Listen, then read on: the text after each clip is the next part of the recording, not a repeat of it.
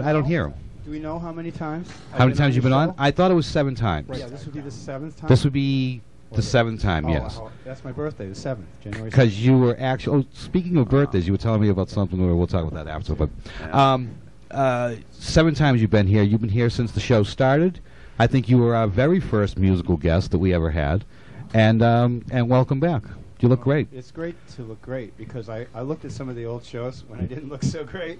Right. Right. You know, not to do too much of history, but I have been through a few items in my life that caused me to show up as such. Right. And I looked at one of the footages that I have, one of the copies of one of the shows I had, and I went, oh.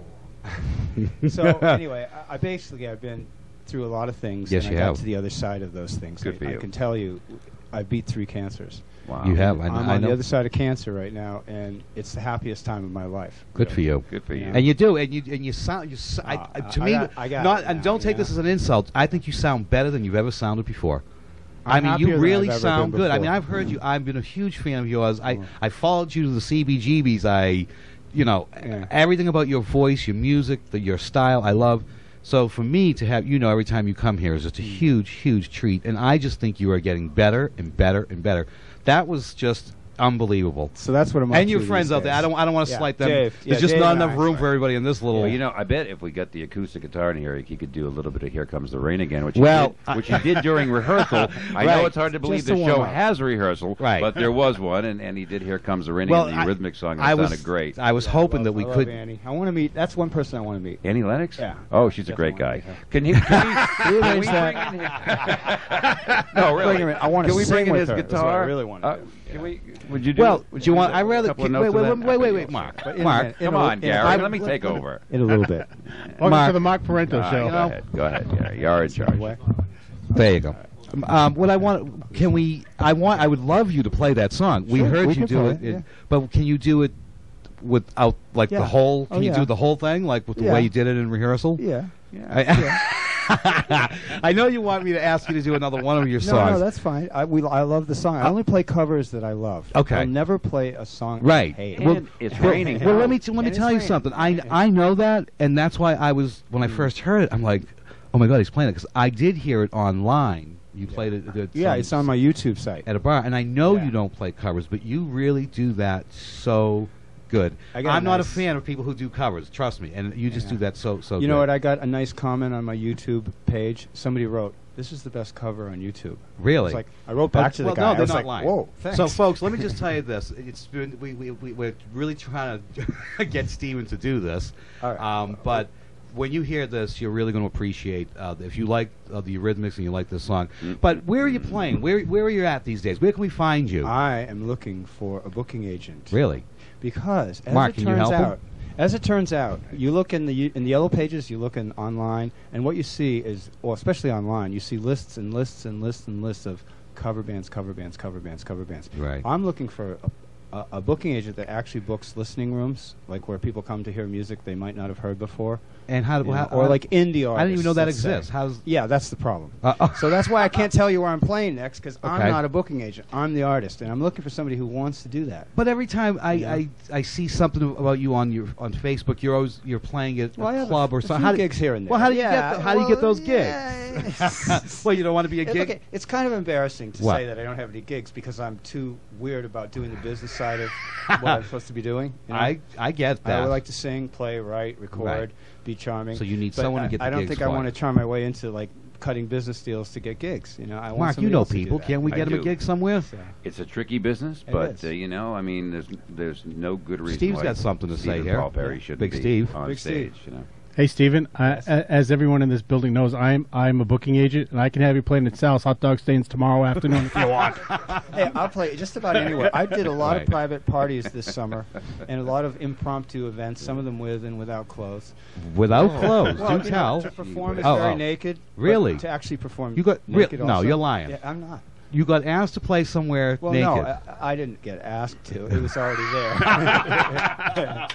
Oh, I see. I'm sorry. This is way inappropriate for this. Yeah, no. It's after 11. You're okay. But what I'm telling you is that I feel just as comfortable playing my songs shirt, no pants. As I do now, playing did you ever have any airplay? You had airplay on BCN. Oh, Did yeah. you mention something? Well, back in the good old days when BCN played local bands that weren't signed. We played a lot of great local bands. It was such a great scene here, and we certainly played your stuff. Yeah, we had so much airplay that when the record came out, it was used up already. Locally here, that was a problem. There was with a lot of artists, we would burn them out here to the point where then when it came out nationally, it was like we had already played it here. The demo version of Over the Hill. Yeah. It was like top 3 local countdown for like 3 weeks in a row. And we did a lot of live things together, a lot of BCN events. BCN really supported. Let me ask you why. I mean, I think you know the answer, but last time you were here, I mean, a lot of people watch the show that like you, and we get responses to your appearance all the time. How is it that Rick Berlin, the movie, or that whole thing never went any further? Well, I kind of think it was real close. I know. You were there. I'll tell you what, if the same people that signed the Eurythmics would have signed Rick Berlin the movie, we would have been all set, because it was really kind of where we were at that time. We were doing something really commercial, pop, synthesizers, guitars, it was unique voice. Too. Plus we had the whole choreography, the show, all of that. And you had a little bit of everything on stage. Because the record companies couldn't figure out what to do with it. Really? Right. It was a lot like the Meatloaf thing. It was a very theatrical, over-the-top thing. Yes. And you're right. I don't think the record company exactly knew what place to put it. Was it rock? Was it theater? Was it performance art? They saw the live show, they fell in love with it, and they thought it wouldn't translate in the studio. Right? Oh, that's.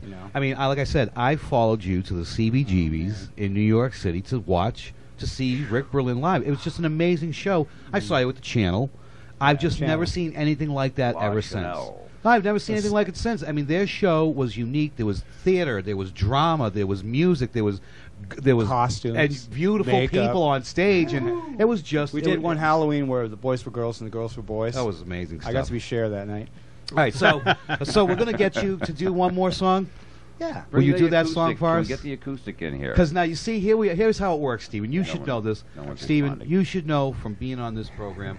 By the 11th hour, we got it all figured out, and this is going to look really good. All right. It takes us that long to get all the stuff. So if you can, we'll have you run back in there. Yeah. I want to thank you so much, and thank everyone that came with you. David, can we get David in here real quick? Can someone just tell him to come in here? Is he there? David, let's get David in here.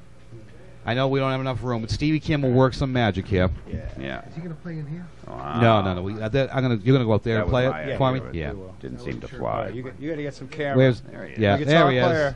Can we get him on there? Down. Yeah, crouch down. There he is. Up, Stevie Kim got him. There you go. I want to thank you for coming up. I know you drove all the way from Connecticut. To come up here. Really? And so we all here appreciate it. We really do. That's why we get to play three songs now. Yeah. Very nice. Sounded real good. Yeah, no, it's been a real treat, and I want to thank you. So, You guys are doing a great job. Well, thank you. Greenwich, Thank that's you. a rich little town. What's going on there? Multi-millionaires. And, All right, we need to get the camera off them so they can get back in there and perform. Okay. And Keep it on me then. Then we're going to talk to you. Yeah, well. Bye, guys. You will still leave your mic open, Mark. I love the way this works. Okay. Hey, you know, I want to say hi to. Speaking of BCN, one of the great legendary BCN jocks lives here in Medford. He lives here in Medford, and he told me the other day when I went to his wedding, he goes, I watch Zapp TV all the time. Who's this? He was known for years as the Duke of Madness. Oh, okay. Jerry Goodwin. Oh, hey, Jerry, if you're watching tonight. Jerry lives here in Medford, and he watches your show. He loves the craziness of it, like I do. Right. And you ought to have him on sometime. Well, he would be a great guest. Well, can you book him for us? You're his friend. Suddenly I'm an agent. But yeah, sure. I mean, I can make a call. Jerry. Best agent we've ever had. I'll have him on whenever you'd like. I'd love to. And you can come back and visit us then, too. Right. And he's a Medford res. Really? Yeah. I mean, he lives right, all right, over there. So he lives here. So you're saying he's watched our show? All the time. Didn't I just say that? You did, but and he still wants to do the show. But sometimes I don't believe everything you say to me. Right. Why is that? I don't know. Why is that? Sometimes you blow smoke up my ass, and I just don't. And I'm not even on camera, so I'm just on voice. We're not taking any phone calls then. Should we try that before this? No. That guy Johnny will be on there, and he'll go on. Oh no, Johnny Byes is here. Oh, he is. Where is he? Where is Johnny? All right. Oh, he's right there. Johnny, hi. Oh, that's you. Oh, I didn't know that was you. Yep, Johnny's here. Hey, Everyone's Johnny. here. I hear you all the time on the phone. Well, Nice Johnny's to in see the you. building. Wow. Is my cousin out there? I want my cousin to come in here for a minute. There's a lot of people here tonight. It's like a festive party going on. Wait, I want him. Yeah,